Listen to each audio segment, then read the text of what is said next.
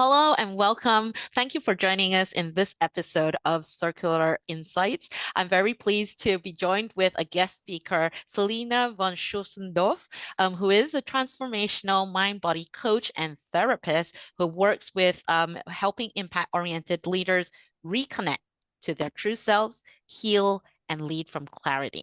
Now, this topic is something that probably a lot of people in the sustainability realm have felt, but a need for it, but doesn't really talk about it that much because it's quite easy in dealing with sustainability. We're talking about data, frameworks, methodologies, all these reporting related things or the business part of it. But we actually miss sight of one critical aspect, which is the human that is involved in all of this operations. And I'm very happy to have Selina with me today to actually talk about this topic. Welcome, Selina, and thank you for joining us. Hi, Lijin. Thank you for having me. It's great to be here. Thank you.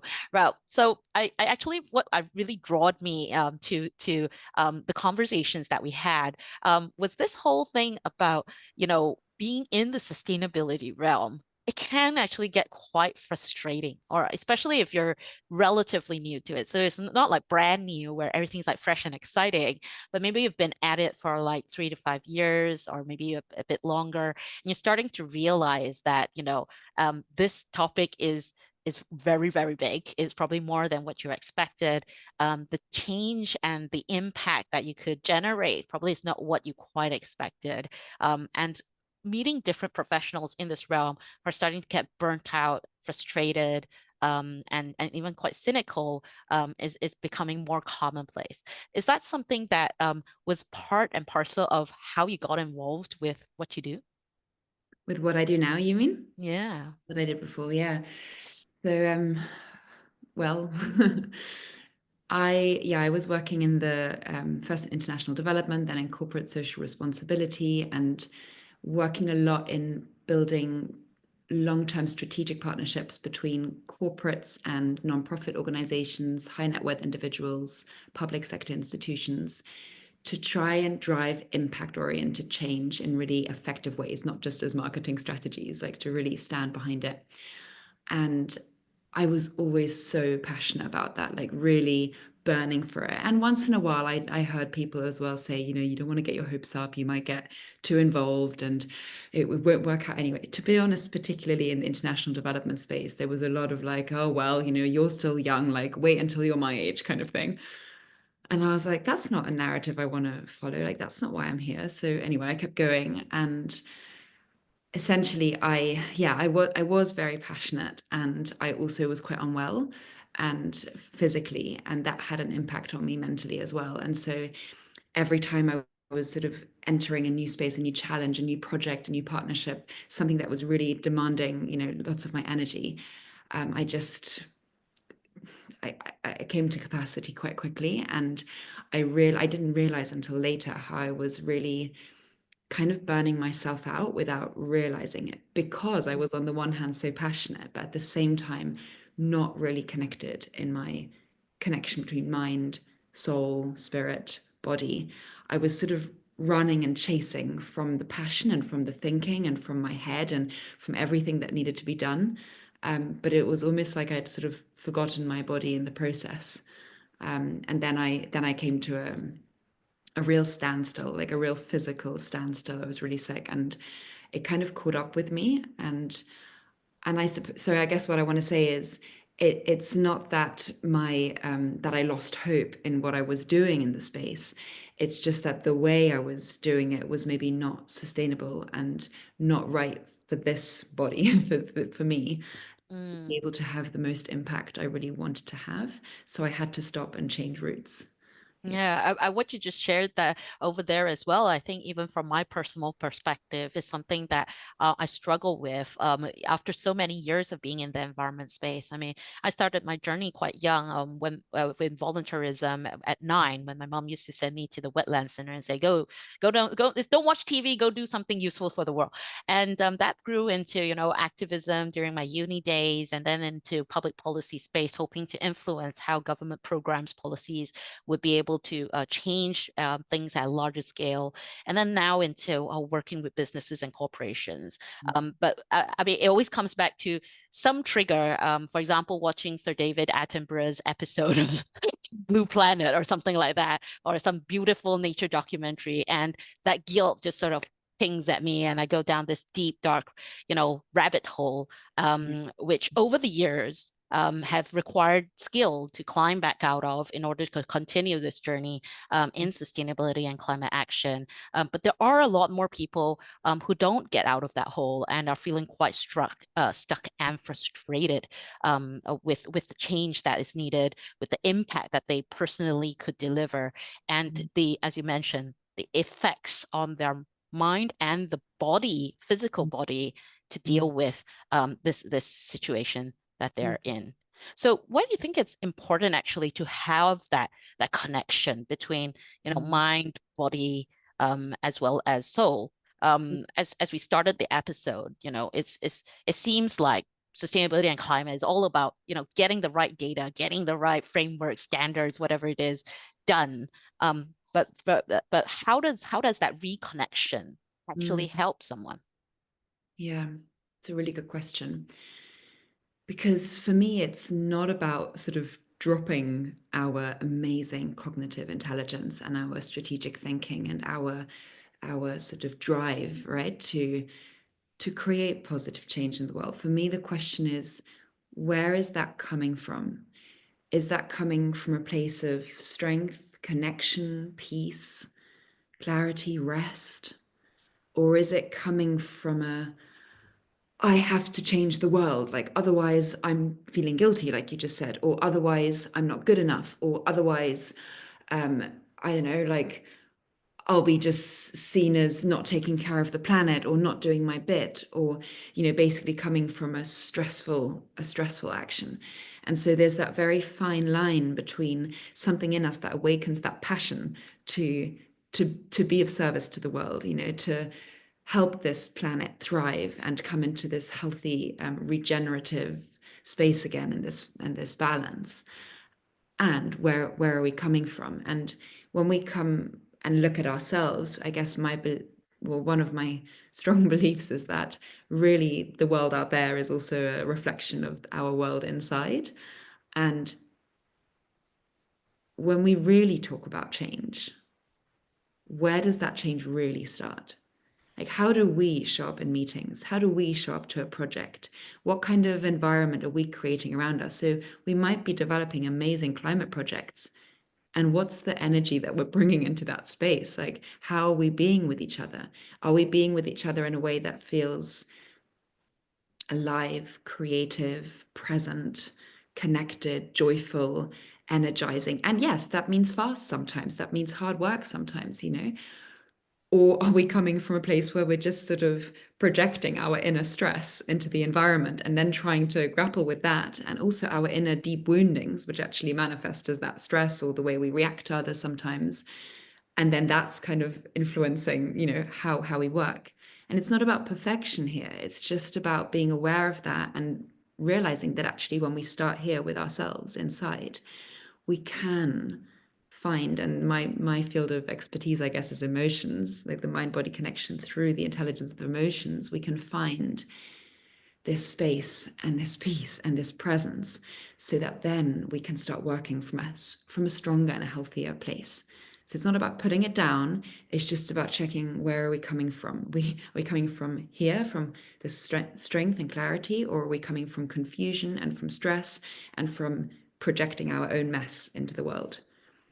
That's a really interesting way to actually put it, because as a parent of two under fives, I see it play out in every school run in the morning, whereby I always have that choice of, do I want to, come with the energy of franticness of, just trying to get everyone out the door, ends up in shouting and sort of like commanding sort of energy, which ends up usually, kids full of tears and everyone's quite unhappy in terms of, even though we got there on time, nobody feels like you achieved the right state in which you wanted that morning run to be in, or in comparison to just giving that extra maybe 5 minutes of reconnecting with your child, needing that extra hug, calming down the senses, and therefore, even though everything seems slower, you somehow get there on time and in this sort of like flow state instead of that frantic energy, that of action, and sort of seeing that parallels, I think, in terms of the sustainability realm as well, where people are jumping on board and having that sort of enthusiasm and passion, which is great, but is that energy resulting in sort of that franticness, and pressure of the daily stresses that result in manifestations in the physical and mental states, which don't actually add more sort of like value, I guess, at the end of the day, because, I say, you're projecting your mess internally to the external world, and that's a very different state to be in. Is that a right sort of example of which we could talk about this? I love that personal share as well, because we're humans after all, right? It doesn't really matter if we're operating in a personal capacity as a mother, for example, or if we're operating in a project lead capacity, or we bring ourselves into every environment we're bringing ourselves into. And what I was thinking is, when you were sharing about your children and about the school run in the morning, I was thinking two things. First of all, really, if you were to ask your children, let's say later on in the day, like, how do you remember this morning? They probably won't so much focus on, oh, we forgot the water bottle. Maybe they will if that was a deep need. But, probably the nursery or the school or something has some kind of alternative to that. But they will remember how they felt. They will remember feeling like just really stressed and really hectic. Or they'll feel like, oh, it's so nice to just, have a moment, have a hug from mum, and then go to school. And it's as you were talking about the franticness, I saw how your body, we can, when we start talking about franticness, we can feel what that does to our body. And then we can ask ourselves, is this the best place to be creative in? Like, is this the best place to think about this, like, real challenge we have at work right now? Like, if the whole body is sort of in this, like, in this sort of tense state, or if we just take a breath and stop and pause, whether that's on a school run or whether that's at work. And if we trust, and we need to trust, that that moment is valuable, that that moment is worth it.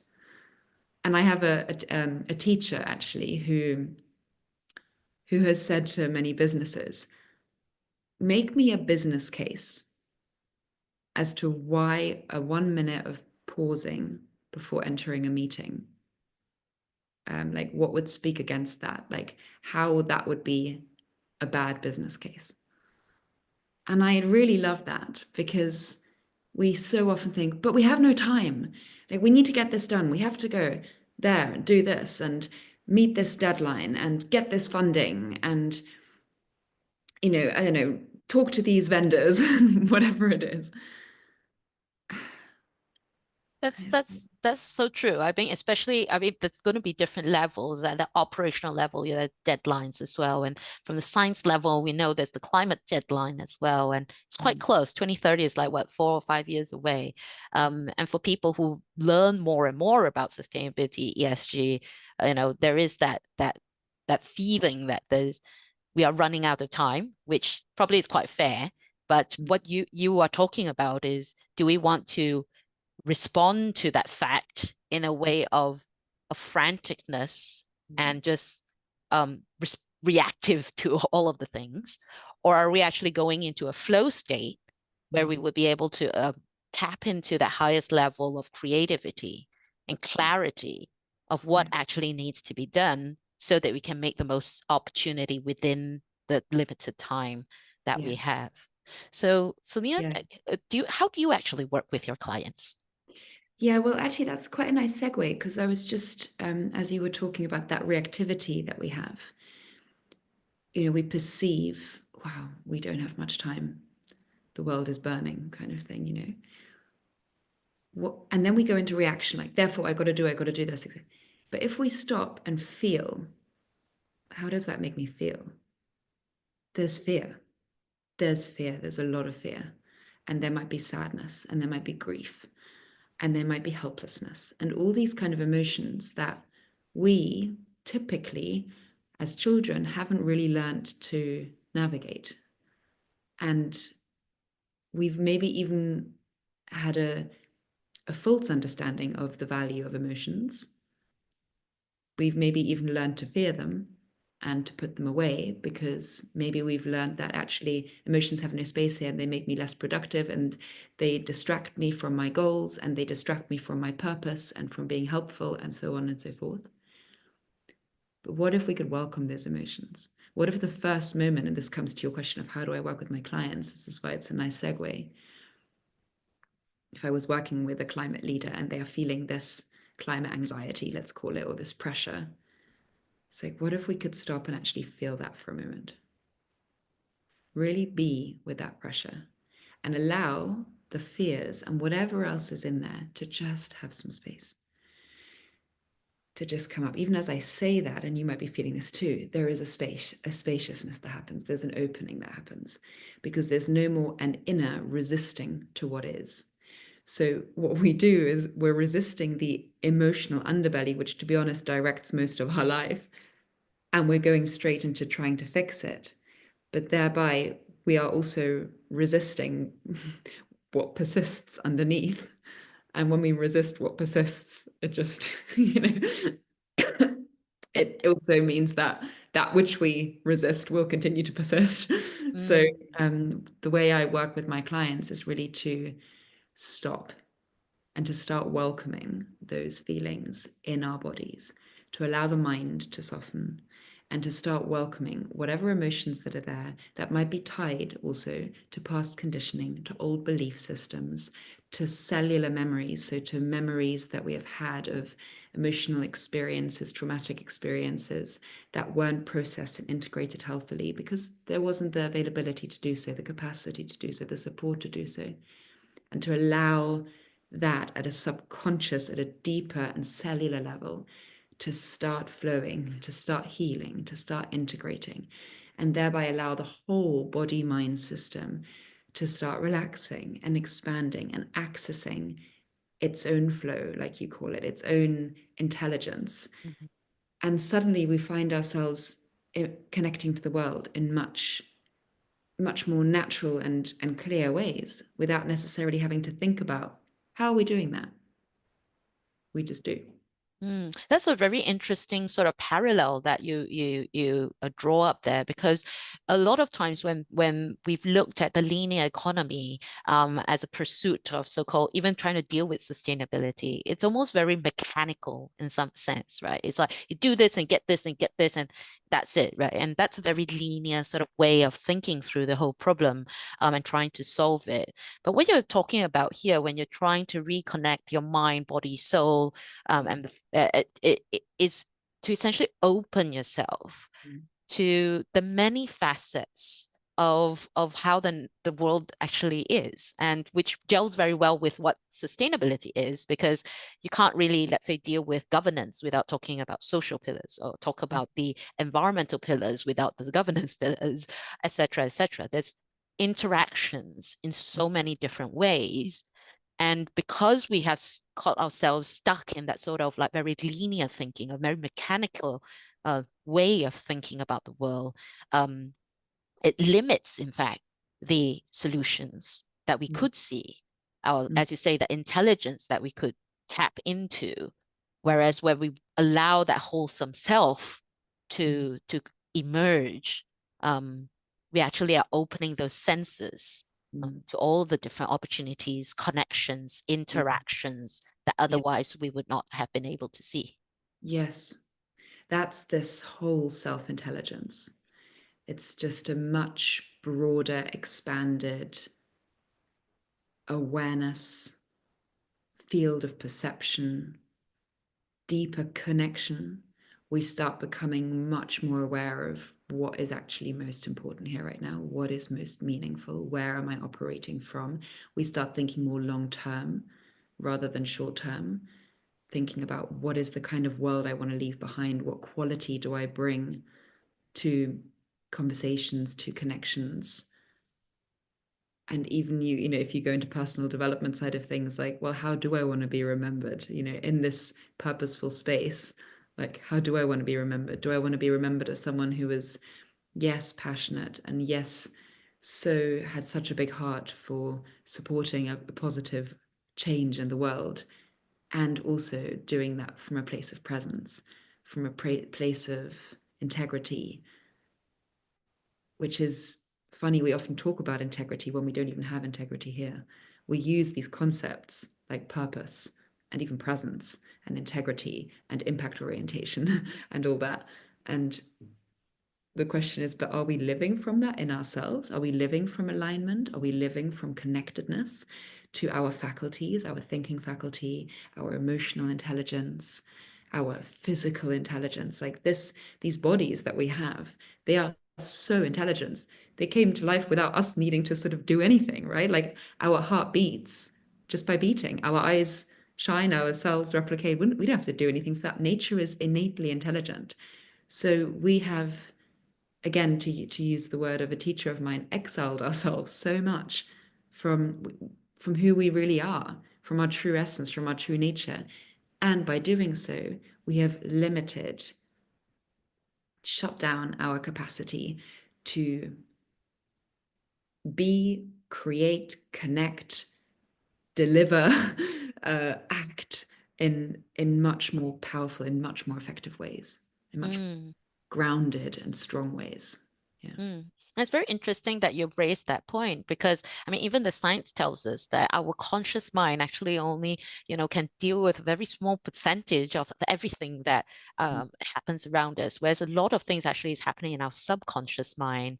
And in reconnecting, does that allow us to actually tap more into these sort of like subconscious world, I guess, because we are at a more calm state. We are in a more connected, intuitive, I almost feel. Is that where we would be able to go to draw strength?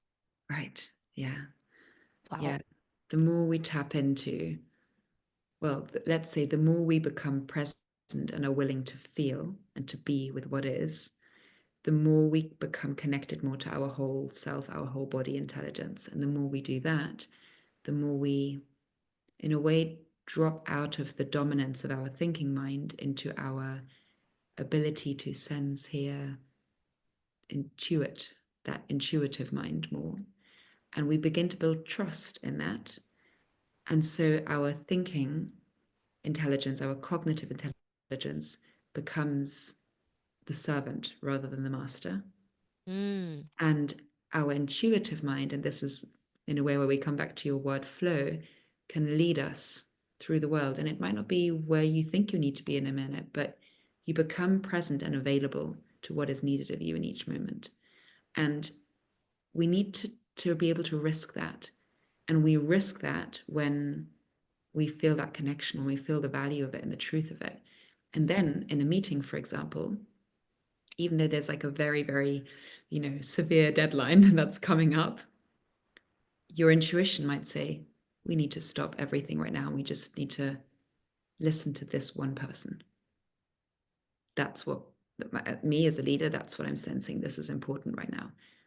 The cognitive mind will be like, what are you doing? Like, we have no time for this. Like, we need to get everyone together. We need to get these numbers down, whatever it is. You're like, no, we need to do this. And only then, in that moment where you do that and you open to whatever that intuition is telling you to do, only then you'll notice what it gives you. And most of the time, if not all of the time, you'll think afterwards, thank God I did that, because actually this has now helped our whole team here. This is what needed to be done. This is what needed to be heard, and we can move forward. So just as an example, but this is how we can start navigating the world more. And then even flow is no longer this concept that we're yearning after and striving after, thinking we need to get into flow. We're actually just responding more rather than reacting. It's almost like you're just allowing it to actually happen rather than needing to get into it, as There seem to be a lot more people trying to get into happiness or get into that flow state or high productivity state. But what you're talking about here is that innately there is a certain wisdom within our own physical bodies, and how the mind works with the physical bodies and your emotion to actually, if we just got out of the way, in a sense, it would happen quite naturally. That's very well put. Wow. Very, very well put. Yeah. And it's really interesting that we talk about this at this point, especially in this crossroad, technologically, as a civilization. For the first time, we've seen like AI coming in so strongly in so many facets of our life. We have seen growth of big data, tracking and tracing, all these systems that can do things so much faster than what a human mind could potentially comprehend and do. And yet at the same time, what you just talked about there, in terms of just being able to sense that importance and being able to like this respond to that, is something that AI would not be able to replicate, because it is a very human aspect of it, which therefore in a way allows us to use AI. As you said, the connective mind becomes the servant. Similarly, the AI, which are tools, becomes the servant rather than the driver of what needs to be done. So yeah, that's really cool. I mean, that's really just inspiring me, I guess, to answer that, or to think about AI a little bit with you here, because it's quite amazing the speed at which it's developing. And is it running away from us? Are we conscious of how we are using it? Are we sort of giving away all our needs to just asking ChatGPT because we can? Or are we using it more consciously? And as we were talking, I was even wondering, this is a bit radical, but I was wondering if we are even giving away more of in a way, our responsibility of coming home and connected to ourselves in order to attune to that inner knowing and that sense of inner trust and wisdom. Are we outsourcing that because we have such access to so much intelligence out there? But what kind of intelligence, and at what cost? It's like, are we giving our innate deep intelligence away to something else just because we've had this incredible cognitive intelligence that has helped us to design that? And that, yes, absolutely, will be able to solve problems and do incredible things, I suppose. And just the awareness of, yes, and like you say, like, does it really replace us as humans? Is there something innately human to our connectedness that can't be replaced by AI? And also, does it actually even take away from something? Does it cost us something? Does it cost us at like the human and planetary level in that sense? I think like having this sort of conversation makes us wonder, in terms of how we are nurturing the next sort of like batch of talents that's going to be joining into the space, and what are going to be the right fit talents that would thrive in this very dynamic, fast evolving, full of data and information realm, to be able to utilize those tools. I think innately I would sense that the talents that would excel are those that are able to connect with, as you say, the full suite of themselves, the emotions, the cognitive thinking, the physical body, and bring the human aspect into the whatever pieces of work. Because if we're trying to compete with AI or those computers that are out there, it's impossible in a way. But what you can compete on is the energy, the perceptions, the understanding of the world in a human way, that is not the same as how computers would. So it raises very interesting, I guess, further discussions about like talent, nurturing, moving ahead. For a long time, a lot of trainings that have been put out there have been very focused on information, on systems, on data. And yet more and more, we're starting to see that the coaching realm becomes more important in order to unleash those limiting beliefs, or helping people to actually tap into their innate wisdom, solve those things.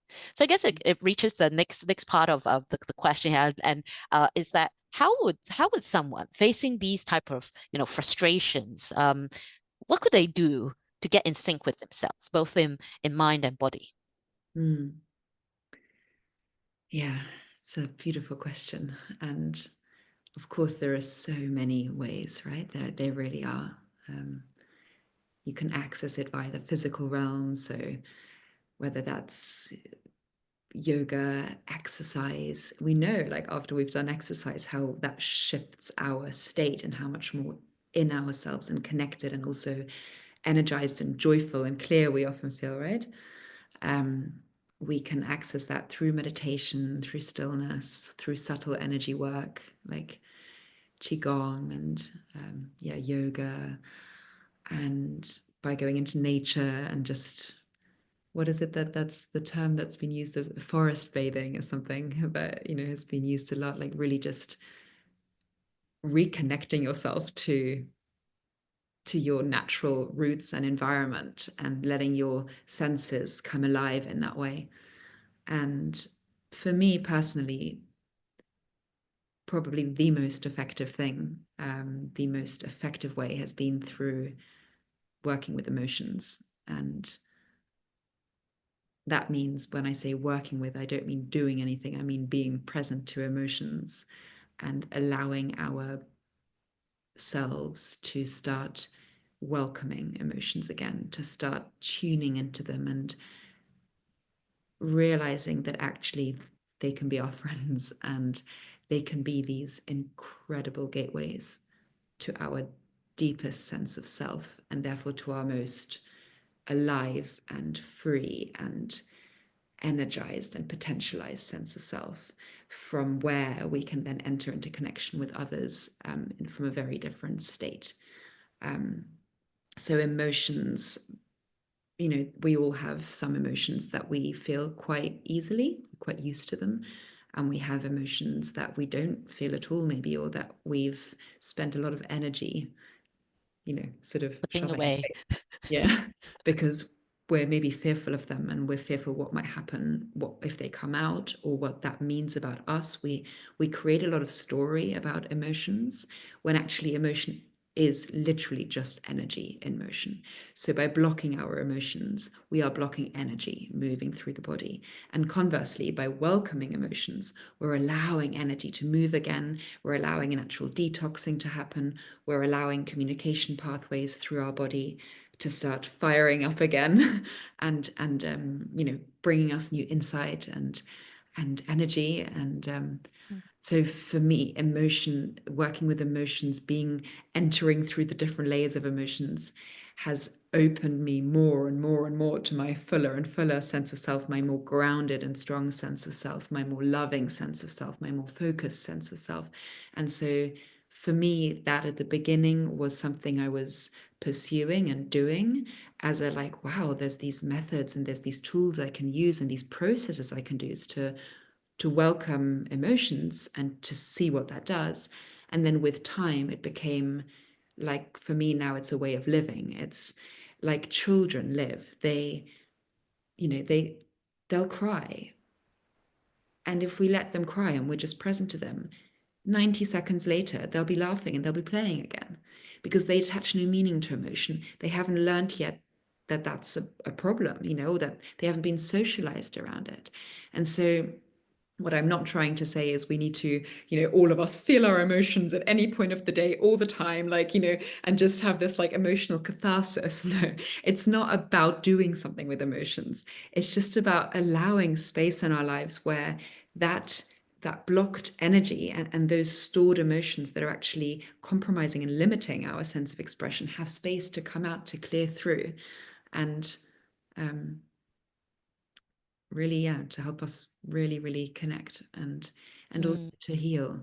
And this is a word that sometimes is, all these words, therapy, healing, they're like taboo words or woo-woo words or whatever it is. And I can speak from my own experience that, having gone this path, and having healed emotional wounds that are connected to physical wounds, of course, and to mental, the way we think and the way we respond to others and how our nervous system is in our environment. Like, for our nervous system and our whole body to feel safe and good and be able to respond, we do need to lovingly and with experience, someone who's experienced, meet those experiences, not Mm, digging for anything, not trying to fix you, not going into, I'm going to dig up all my trauma for the next 10 years, but actually creating space for, well, what parts of me are really ready to come up for freedom. And mm, I guess as a closing sentence on that, usually when we're ready for something, we want to be more creative. We want to be more reaching more people with the projects we're leading. We want to set up a business, whatever it is. That will then naturally bring up the beliefs, the limiting beliefs that might be there, the old conditioning, the old wounds. It will bring it up. You don't need to go digging for it. It's like as the tree grows, it starts shedding what it no longer needs. It's a very organic process. So all we need to do, but that's where we have choice, is to create space for that. mm. That's very interesting that you mentioned that, and you have actually healed yourself through Yeah. this journey, not Yeah. only physically, but even from the emotional part, you've actually delivered it from the physical aspects as well, and it's a really interesting sort of like, I guess.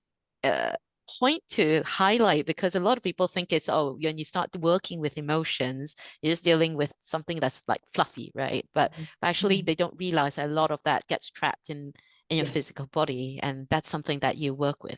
So I'm just Yeah. wondering, is there any exercise or some sort of tool for people to actually even, as you say, start even realizing that the emotion is there? And then, Mm. of course, as you say, there's that fear of allowing that emotion that space. So how do we actually counter that to even provide the space in the first place? Because yeah, there might be some, deep dark fears or like that we don't really want to go to. So how do we actually manage those situations? Is there some sort of exercise that we would be able to do for our listeners today? Yeah. Yeah. Thank you for asking. And yeah, I thought it might be really nice to do a little exercise, which was the exercise that was introduced to me when I first started this path. And it's called the gentle welcome of emotions. And it's just a very soft, gentle way of helping us to tune in to our bodies and just start experiencing, like, what's going on here? How does it physically feel? I wonder if there are any emotions stored in there. Maybe there are even some beliefs stored in there. And just start a little exploration of looking into different areas of our body and just inquiring, if there were an emotion there, what might it be? Mm, And then just see what happens. See what happens when we reconnect to emotions in this way. When I did this for the first time, that was the moment where I knew this is what I need to look into. So the exercise in and of itself was like an entry point, like a little doorway, like a gateway into me realizing, wow, my whole physical condition and this anxiety that I've been living with so long has to do with this deeper emotional realm, and particularly with trauma as well in my case. And I'm not saying it always has to be that, and also trauma can be, I think it's important to qualify it in the sense that an experience that's very traumatic for someone would not be traumatic for another, because we all have very different life paths in a way. So that's I want to use that in the most neutral of ways as well, just to maybe say that something that we might perceive as traumatic is an emotional experience that couldn't be completed mm, in a way that it left us feeling, connected, stronger, like we've moved through something, and we can move on freely, like animals when we'll come to the exercise in a moment, but a good image is, I don't know if you've seen this before, like on a pond, like when ducks sometimes they like get into a bit of a fight or something, or they argue a bit, and then they might move away, and then you see them like starting to flap their wings. and just stretch their feet and flap their wings. And what they're doing in that moment is they're basically just releasing energy because they've been in some kind of conflict. And a duck is one is one example, but you could also talk about like a gazelle and a lion. You know, sometimes the lion can get the gazelle, and the gazelle can just go totally still. The lion thinks that the gazelle is dead, but actually once the lion's gone, the gazelle starts shaking and then running off again. So we have these innate animalistic kind of responses in us that allow us to release stuck energy. But if we don't have that capacity, because as humans, sometimes we don't know how to process an overload of emotional experience, we get too fearful and we shut it down and we keep it inside. We get the opportunity to do it again. So I don't know, I've gone on a little tangent. We're not going to do trauma release or trauma work here, but I'm just trying to give a picture of how energy works and how valuable it is just to tune in a bit to what is my emotional landscape inside. Is there anything that's stuck? And I wonder what would happen if I gave that some more space, if I really welcomed that. That's the reframe, just to give listeners an idea before we dive in. And then, yeah, I'm happy to take us through it. Yeah, let's give it a go. It'll be really cool to actually experience it. And welcome all the listeners who I make sure you're in a safe place. If you're driving halfway, don't close your eyes or stop in the midway. Make sure you stop at a safe place before you get into exercise. You can always re-listen to the podcast for this aspect of it. But Selina, do take us through some of an exercise or something that could help people facing these frustrations actually recognize the presence of those emotions, actually how to face them in a way. Yeah, beautiful. All right, I'd be glad to. So I would just invite everyone, yes, like Lijin has already said, please make sure you're sitting in a comfortable and in a safe space, not while you're driving. and just allowing your eyes to close gently if that feels comfortable for you. Or you can lower your gaze. Just gently closing your eyes. And just taking a few deep breaths in and out. And letting your out breath be a bit slower than your in breath. Even feeling how you can sit backwards and downwards more in your chair or wherever you're sitting. Feeling your feet on the ground as you take a few more deep breaths in and out.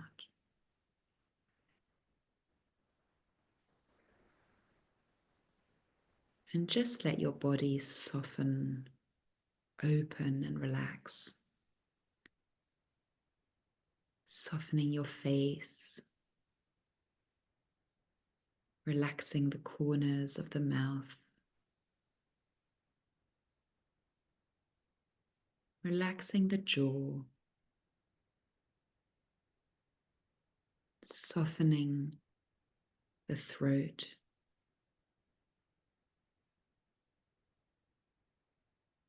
relaxing your shoulders, softening the chest, and just opening the door to your own heart. And relax and soften your belly, your pelvic region, your thighs, your legs. Just let your whole body relax and open now.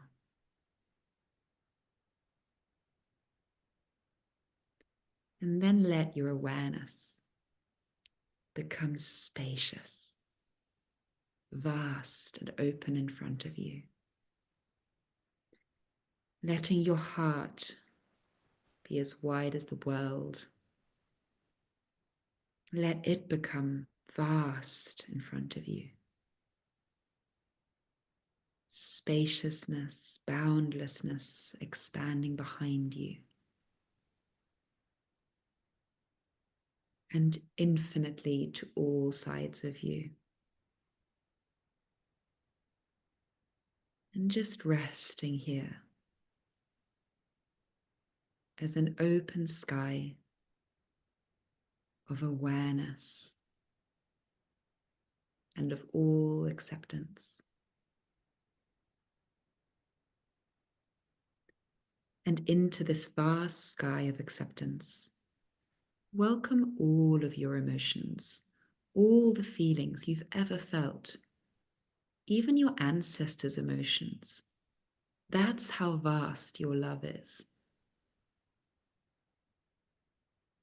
And now turn your awareness inside your body. Your body, your being, it's like a container, like a vessel, full of all kinds of emotions, all kinds of feelings. And you know, our feelings, they're like little kids. Some are really loud and attention seeking, and others are quiet and shy. And there are even others that might have hidden themselves behind closed doors or beneath lids. And they might not trust you anymore, as they've been rejected so many times.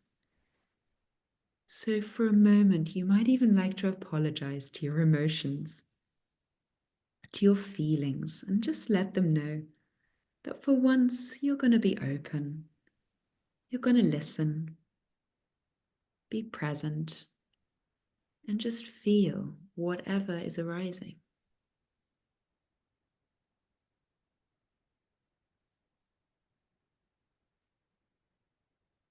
And now find an area of your body that might be a little tense or contracted or held in some way.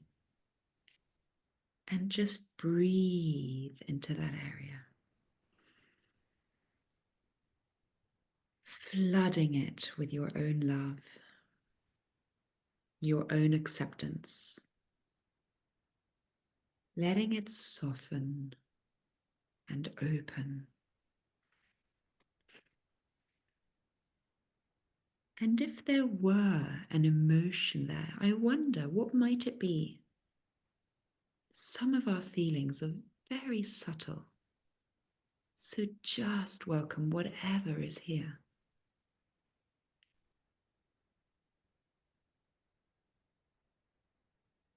Or perhaps there isn't a feeling, but rather a picture arising. And if that's the case, then how does the picture make you feel?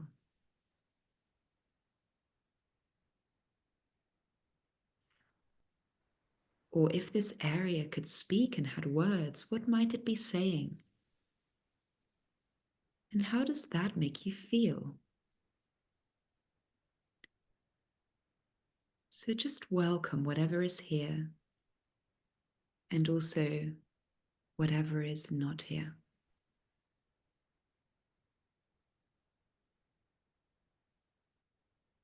And in your own space, you can just speak that out. Let it come out of your body, out of yourselves.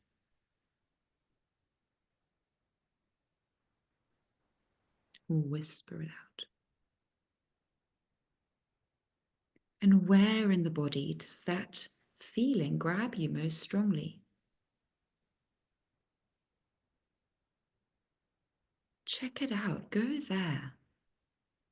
And just allow this emotion to become even fuller. Give it some more space. Give it some more time. Allow it to become fuller now.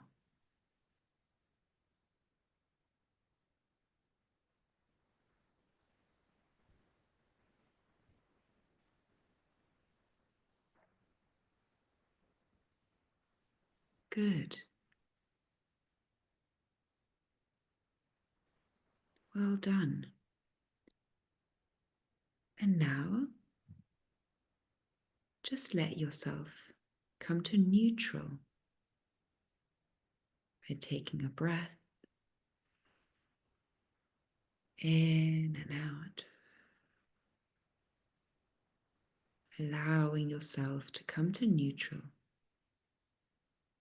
and to find another area where there might be a little tension or stress, any holding, any hiding going on.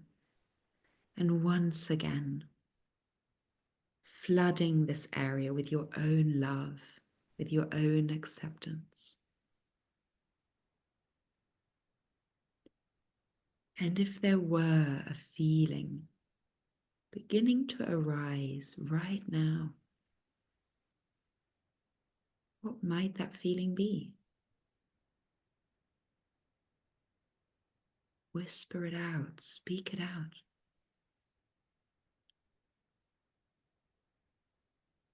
Or if there were words, what might it be saying? And how do those words make you feel?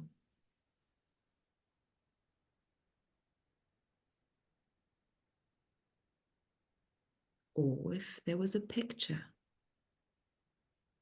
how does this picture make you feel?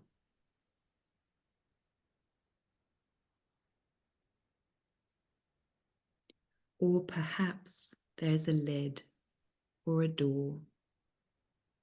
And if there is a lid, just feel yourself peeling the lid back and just asking innocently, what am I covering? What am I hiding from? And just open into what has shown up. How does that make you feel?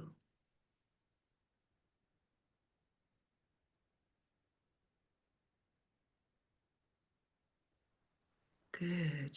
Just keep opening here, exploring and whispering out whatever comes up for you. And where is it arising most strongly in your body? Where do you feel it most strongly in your body? And just locating that area, trusting that it's the right area, and just allowing the feeling to be even fuller.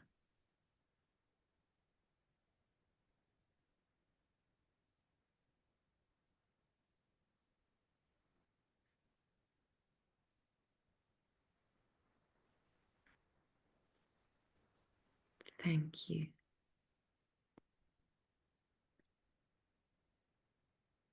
Great.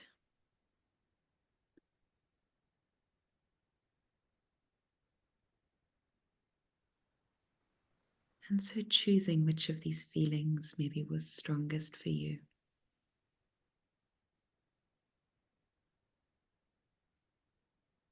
And if there is a feeling remaining here, you can ask yourself as it becomes fuller, what's in the core of it? What's beneath it? What's in the heart of it? What's rising into it? And then surround it with your own love and your own acceptance. And feel yourself opening right into the center of it.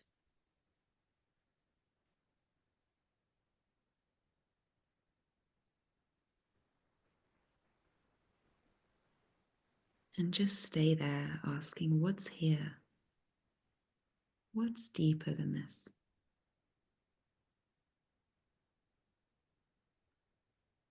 Whispering it out. Where in your body do you feel it most strongly? Just allow all of that feeling to come flooding. It can be allowed to come even more now as you surround the feeling with your own love and your own acceptance.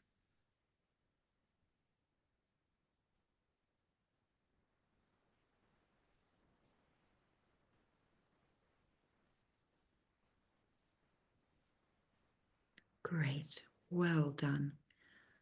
And so Now that your body and being is reconnecting with emotions, you can take a nice, soft, deep breath in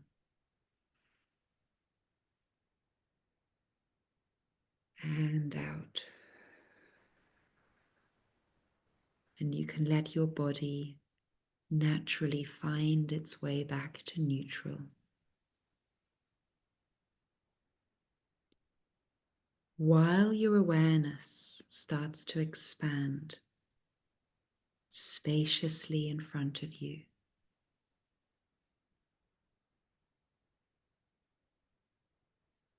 boundlessly behind you,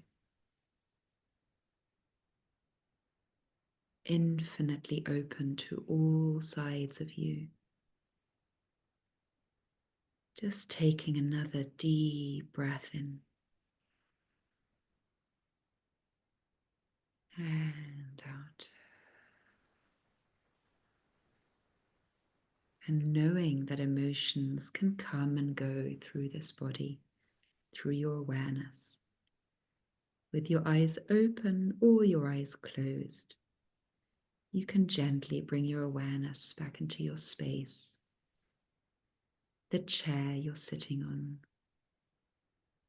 feeling your feet on the ground.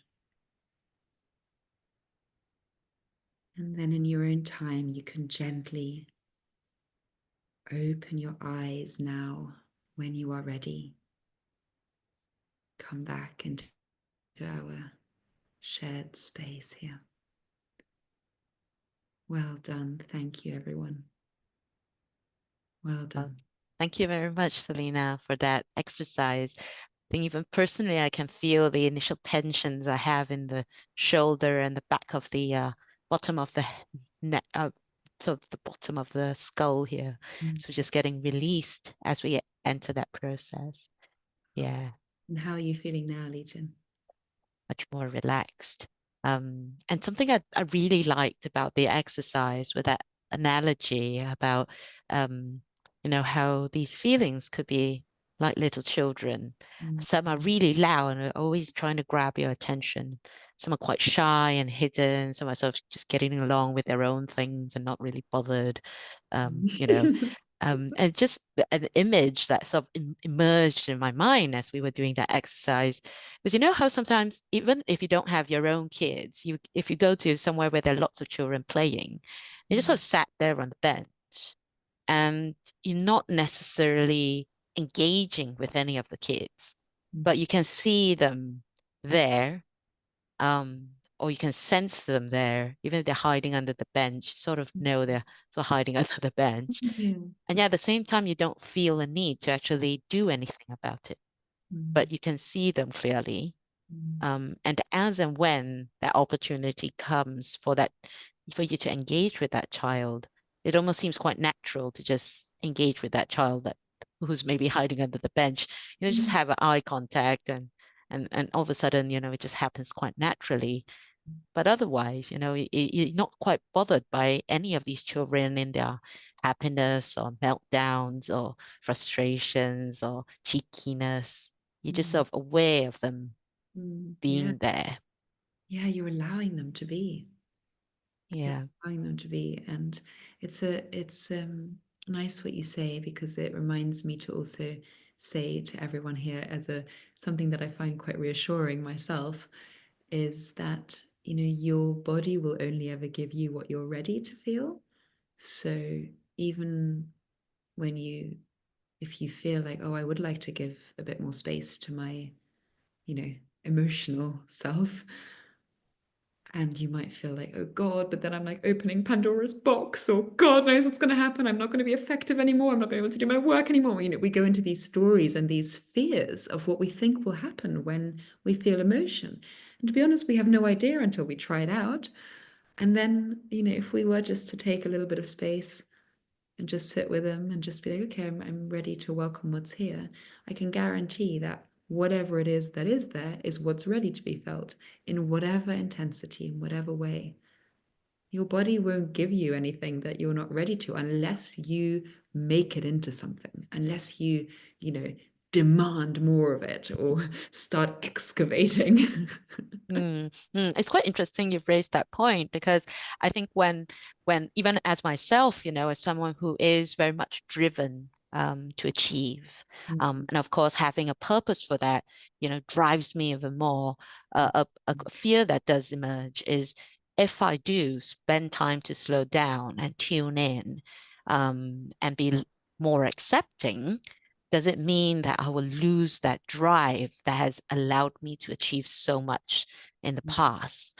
But what you've just said here is that not necessarily so. In fact, it might actually allow you to achieve even more, Yeah. but without that sort of franticness, as we talked about at the beginning.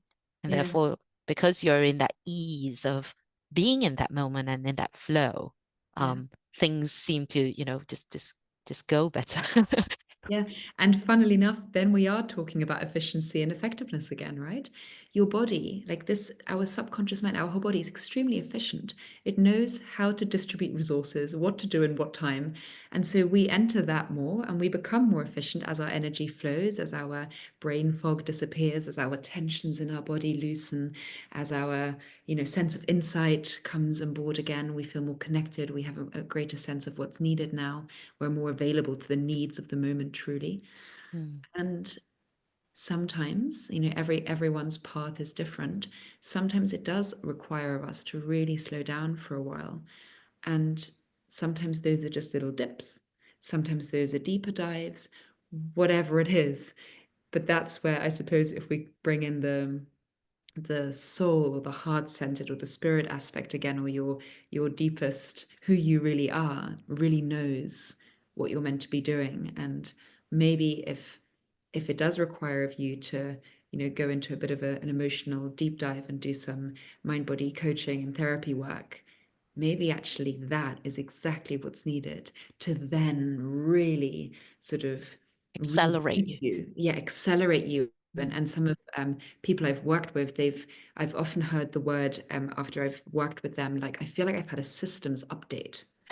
And that is what it is. Like, they can even feel their cells in their body moving and things shifting. And, they might have a pain in the arm in 1 minute, but actually that's just energy being created again. And suddenly the pain is gone and, they feel more relaxed. So this is how we can start working with our body's intelligence. Yeah, it's interesting you talked about systems upgrade, because one of the examples that we always quote in, how do we actually build in sustainability into businesses, into scale of change?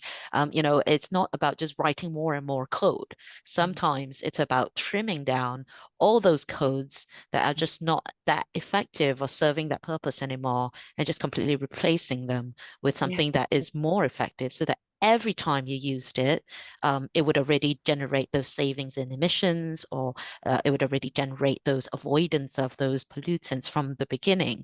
And that's very centered to also what, the whole circular economy framework is talking about, whereby if we could do it again right from the start, and we would avoid a lot of things from actually happening, these inefficiencies that's built into the economy, because we just haven't had time to, trim it Yeah. out To sort or of let, thin out the. to sort of let go of just what is not needed, Yeah. rather than trying to find something else to fix something. It's like, but maybe we just clean out first, just let go of what we don't need at a systems level, at an individual level. But if Yeah. we start from ourselves, then naturally we also often can find, like, we actually don't need that. Let's just let go of that and let's focus on this. So Yeah, yeah, it's, that's a really interesting perspective. Of course, another question that emerges, I think, in the audience's mind would be, is this a sort of like, I mean, it was a good 15, 20 minutes that was spent there.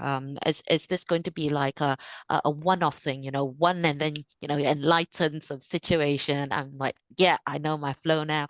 Or is this something that, is a constant exercise of sorts of clearing out or upgrading your system? Is this something you have to do every day before you can reap the benefits, or is it like, as and when you have that opportunity, go ahead and do it? yeah, That's the $1 million question. It always makes me think of that, when people say, because these questions, they come around quite a lot, obviously, with all kinds of things, with exercise, with everything. And then often you hear people say, well, do you brush your teeth only once and then expect your teeth to be clean? So what I would like to say is to include both sides to it. Taking the time to have one deeper dive session does have the potential, especially with this very deep transformational work that I do with people, to really shift things and to change things around. And you might be like, wow, like I'm different now, and I see that all differently, and wow, like I feel so much more myself and so much stronger, whatever it is. At the same time, doing it only once might put you onto into a new direction, and also you have an emotional life, right? So often what can happen as well, and I'm very honest here, is that if you do start tuning into your emotional world inside, your body actually starts understanding, wow, he, they are ready to actually allow this. So you might feel the urge or the need to actually do that more often, because emotions start presenting themselves. And then you might think, oh God, now I've really opened Pandora's box. But if you stay away from that story, then what can happen is that the emotion can get used to just being felt, can get used to coming through. And that's where, I guess, from a kind of different perspective, I'm now coming back to your question of, then you realize by sort of taking time more frequently to be with yourself, to check what you're feeling, really starts having this, sustainable effect on your life. And it also depends on how much and how little, if you go, so I often work with clients in like sometimes just 3 or 6 session tracks. And in those, we go very deep. And after that, I usually say, okay, please now go and integrate. Nothing more to do. Let your body start finding its way. And because those dives are deep dives and you're working with someone, it's almost like building a bridge, right? You like we know with coaching, you have someone to go that step that might take you longer to go on your own.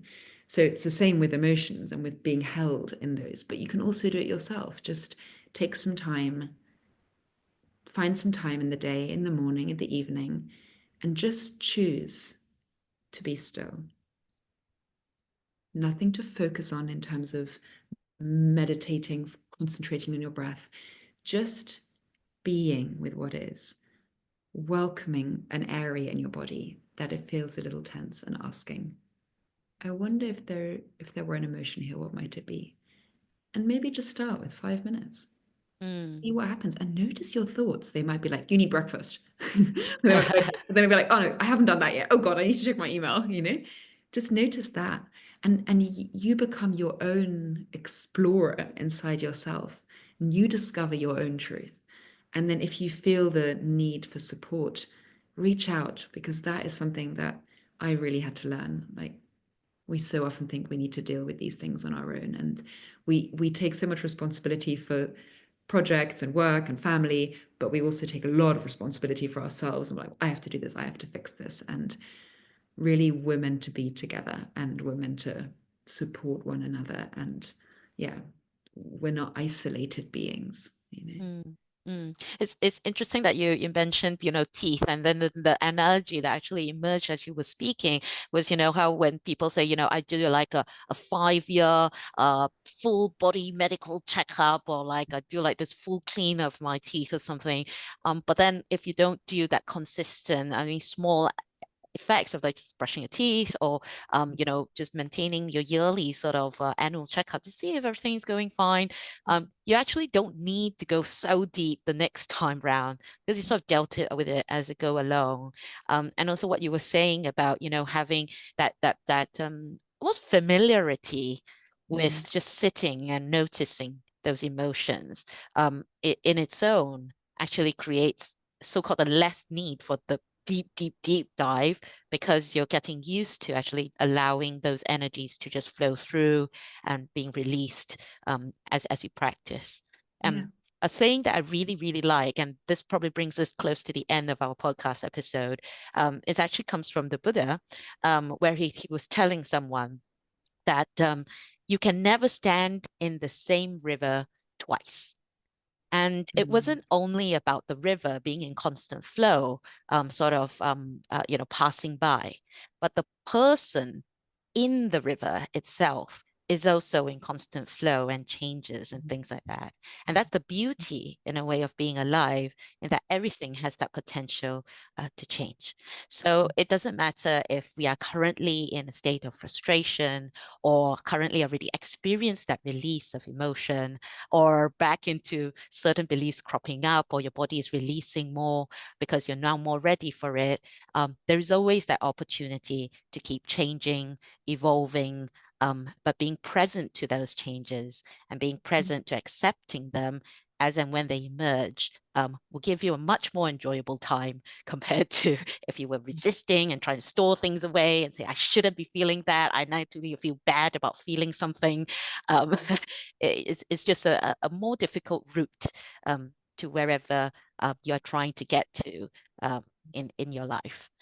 So with that, Selina, I would say a big thank you for sharing your experiences, as well as the stories that you've given us to help us understand the need to actually deal with this very human aspect, especially among our community. There are a lot of people who might have those passions, who might have starting to build up those frustrations.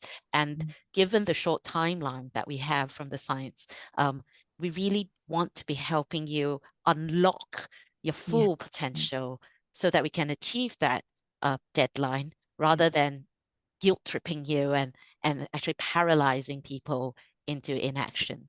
That there's for me, it's been a great conversation. Thank you very much, Selina, for sharing that with us. Thank you too. Thank you, Lijin. Thank you for everyone who's been listening. And yeah, keep enjoying what you love and the passions and this amazing desire to create a positive change in the world and help the climate and help us. Yeah. Thank you. To close the episode, I would say that at Circular Business Association, we pride ourselves as being a group of people who know and recognize that the challenge is huge in creating a sustainable life and solving the climate crisis.